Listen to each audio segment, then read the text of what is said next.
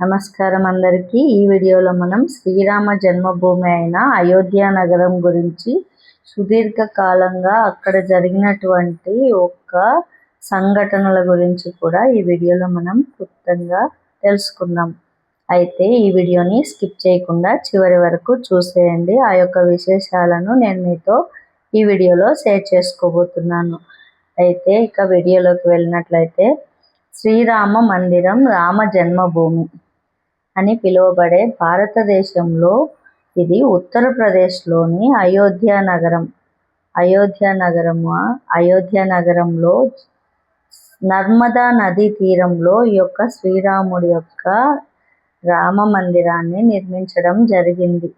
అయితే పవిత్రమైన క్షేత్రం. హిందూ ఇతిహాసమైనటువంటి రామాయణం ప్రకారం ఇది ఇక్ష్వాకు వంశస్థుల యొక్క రాజధాని అయోధ్యపురిని పరిపాలించిన మహారాజు దశరథ మహారాజు. అయితే ఇక్కడ త్రేతాయుగంలో అధర్మం బాగా పెరిగిపోయినప్పుడు దశరథ మహారాజు నిర్వహించినటువంటి పుత్రకామేష్టి యాగం ద్వారా యాగ ఫలంగా కౌసల్యాదేవికి పుట్టినటువంటి ఒక పుత్రుడు. ఆయనే శ్రీ మహావిష్ణువు అవతారమైన 7వ అవతారమైన శ్రీరామచంద్రుడు. శ్రీరాముడు పుట్టినటువంటి భూమి కాబట్టి ఈ భూమిని రామ జన్మభూమిగా కూడా పిలుస్తారు. అయితే ఇక్కడ హిందువులు రామ జన్మభూమిగా ఇక్కడ పూజలు కూడా అందుకుంటున్నాడు శ్రీరామచంద్రుడు. కేవలం దేవుడు మాత్రమే కాదండి, శ్రీరామచంద్రుడు మానవ రూపంలో భూమిపైన అవతరించి ధర్మానికి, పతి ధర్మానికి, పుత్ర ధర్మానికి మరియు రాజనీతికి అన్నింటికీ కట్టుబడిన గొప్ప రాజు మరియు వీరుడు ఈయనే శ్రీరామచంద్రుడు ఒక ఆదర్శ పురుషుడుగా నిలిచాడండి. ఈ అన్నింటినీ ఆచరించి ఈ యొక్క ఏకపత్ని వ్రతుడు అని కూడా శ్రీరాముడికి పేరు. 1583వ సంవత్సరంలో అయితే 1583వ సంవత్సరంలో మొఘళ్ళ పాలనలో ఇక్కడ బార్బర్ అనే ఒక చక్రవర్తి ఆధ్వర్యంలో ఇక్కడ మసీదు నిర్మించబడింది. అదే బార్బీ మసీదు. ఈ యొక్క హిందువుల అభిప్రాయం ప్రకారం మసీదు ఒక పురాతనమైనటువంటి ఆలయం పైన నిర్మించబడిందని విశ్వాసం ఉంది.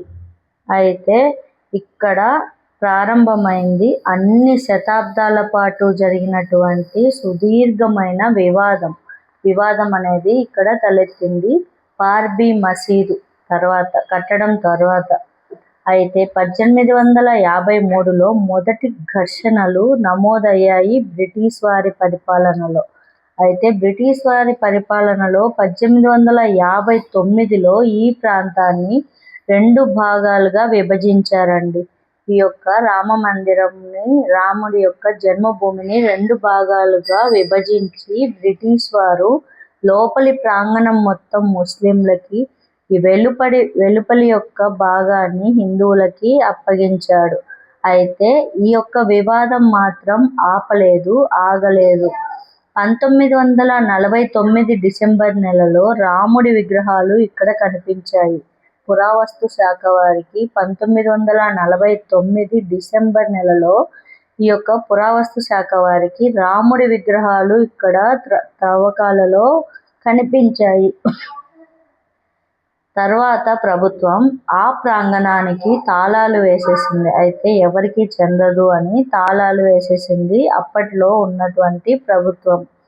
అయితే కోర్టు కేసులు ప్రారంభమయ్యాయి. శతాబ్దాల పాటు న్యాయ పోరాటం కొనసాగింది. చాలా శతాబ్దాల పాటు ఇక్కడ వివాదాలు జరుగుతూనే ఉన్నాయి. న్యాయ పోరాటం కోసం హిందువులు పోరాటాలు జరుపుతూనే ఉన్నారు. అయితే 1986లో జిల్లా న్యాయస్థానంలో ఆదేశంతో తాళాలు తీసివేసింది ప్రభుత్వం.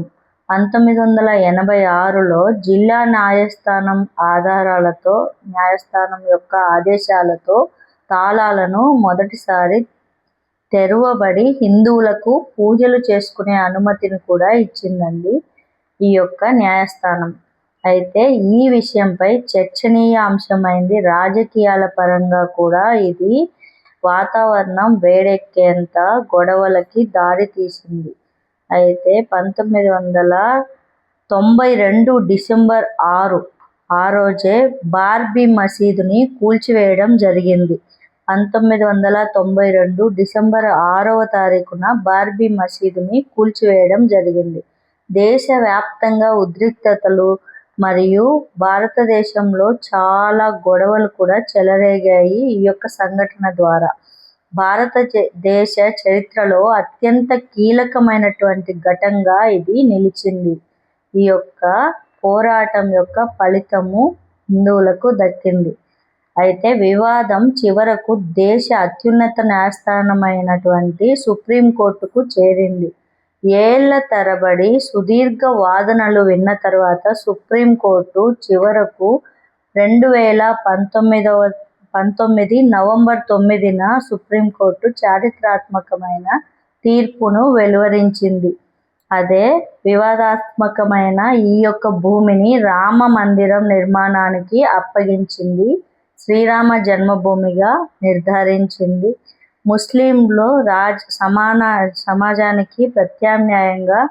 ముస్లింల సమాజానికి కూడా ప్రత్యామ్నాయంగా ఇక్కడ ఉన్నటువంటి కొన్ని ఎకరాలు 5 ఎకరాల భూమిని వేరే చోట కేటాయించింది సుప్రీంకోర్టు. ఈ విధంగా తీర్పునిచ్చింది. చరిత్రలో ఒక ముఖ్యమైన మలుపుగా ఈ యొక్క తీర్పును గుర్తిస్తారు. అయితే 2020 ఆగస్టు 5న భూమి పూజ జరిగింది. ఇక్కడ శ్రీరామ జన్మభూమిలో శ్రీరాముడి యొక్క కట్టడానికి 2020 ఆగస్టు 5వ తారీఖున భూమి పూజ అనేది చేయడం జరిగింది. దేశవ్యాప్తంగా కోట్లాది మంది హిందువులు చూసేదానికి వీలుగా ప్రత్యక్ష ప్రసారాలు నిర్వహించింది ఆ యొక్క ప్రభుత్వం. 2024 జనవరి 22న 2024 సంవత్సరం జనవరి 22న భవ్యమైన రామ మందిరం ప్రారంభమైంది.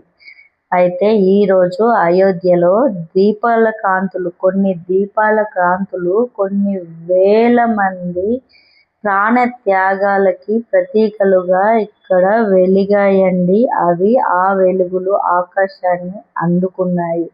అంతటి విశేషమైనటువంటి ఈ యొక్క రామ జన్మభూమి ఈ కథ కేవలం ఒక స్థల చరిత్ర కాదండి. ఇది విశ్వాసం, న్యాయం, రాజకీయాలు, భావోద్వేగాలు సమ్మేళనం. శతాబ్దాల వివాదాల తర్వాత హిందువులకు దక్కినటువంటి ఒక గొప్ప గౌరవం అని చెప్పుకోవాలి. ఈ యొక్క తీర్పు కోట్లాది హిందువుల హృదయాల్లో ఒక నినాదం మార్మోగిపోయింది అప్పట్లో. అదే జై శ్రీరామ్. అయితే ఆ శ్రీరాముడి యొక్క ఈ యొక్క జన్మభూమిలో మనము రాముడి కట్టడం కోసం చాలా యుద్ధాలే జరిగాయి అని చెప్పాలి.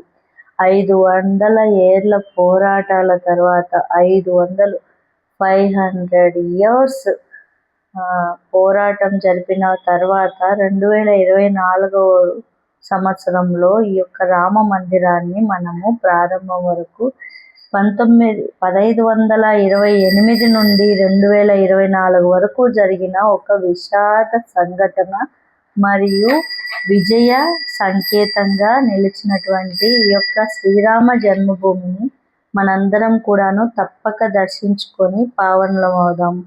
అయితే ఈ వీడియో మీకు నచ్చినట్లయితే మీ ఫ్రెండ్స్ అండ్ ఫ్యామిలీకి షేర్ చేయండి. మరిన్ని వీడియోల కోసం గంట సింబల్ని టచ్ చేయండి. మా ఛానల్ని ఫస్ట్ టైం చూస్తున్నట్లయితే సబ్స్క్రైబ్ చేయడం మర్చిపోకండి. మనం కూడా చెప్దాము జై శ్రీరామ్.